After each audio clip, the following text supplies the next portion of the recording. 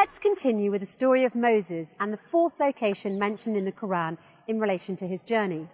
After Moses settled and had a job and wife in Madian, he stayed there for a long time, but he was determined to go back to Miz. As he was on his way to Miz with his family, he reached the valley of Torah, where God called him, "Verily I am thy Lord, therefore in my presence put off thy shoes, thou art in the sacred valley Torah." The sacred valley Torah is the location where Moses spoke to God.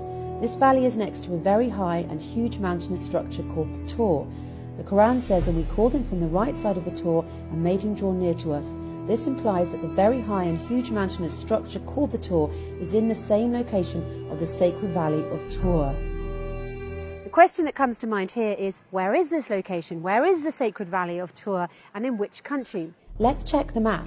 If Moses is returning from his family from Madian, then clearly he would enter Miz from the south, which implies he would pass through Abyssinia and the eastern north of Sudan. Indeed, on the current borders of Sudan and Abyssinia, and specifically on the Abyssinian highlands, is a valley named Tor. You can find this information in the book of James Bruce, a Scottish explorer who was the first to follow the Blue Nile from its source until it meets the White Nile. On the 29th of November 1772, Bruce arrived in Aswan and published his book, Expeditions to Discover the Sources of the Nile between 1769 and 1773. It's considered one of the most authentic books that examine the River Nile Valley. About his trip from Ethiopia to Egypt, he mentioned a significant piece of information. He referred to a town called Al-Qaddarif, a town at the border between northern Sudan and the Abyssinian highlands. Its true name was Tor. Bruce illustrates the map of Miz before the recent borders between the north and the south. On the map you can easily locate Tor next to Abyssinian Heights.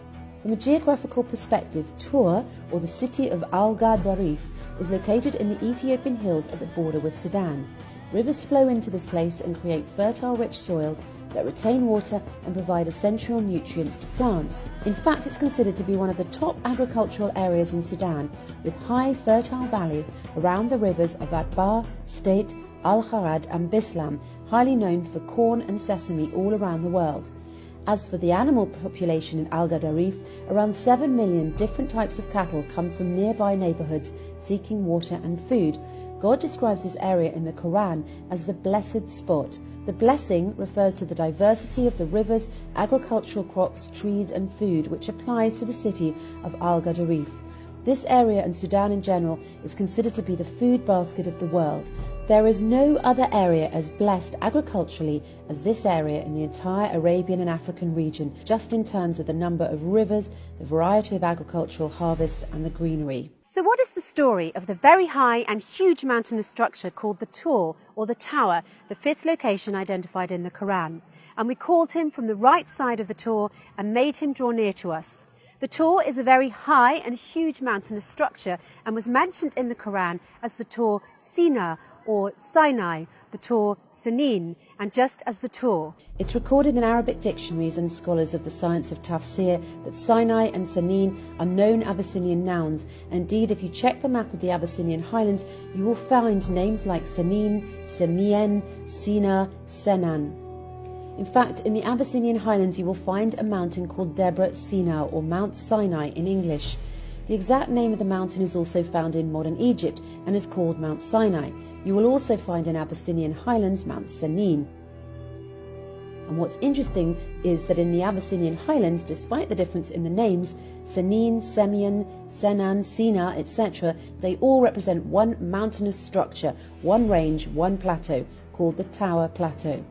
From a geological perspective, the Abyssinian highlands is considered to be one block, moulded since creation from one origin.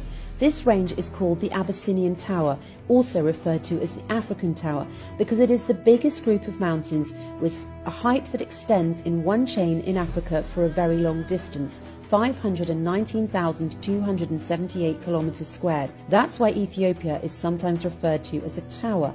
Even the highest peak in Africa, Mount Kilimanjaro, extends only to 4,000 kilometers squared. The Abyssinian Heights has been referred to as the African Plateau or the African Roof, with different heights exceeding 4,000 metres to a maximum of 4,500 metres.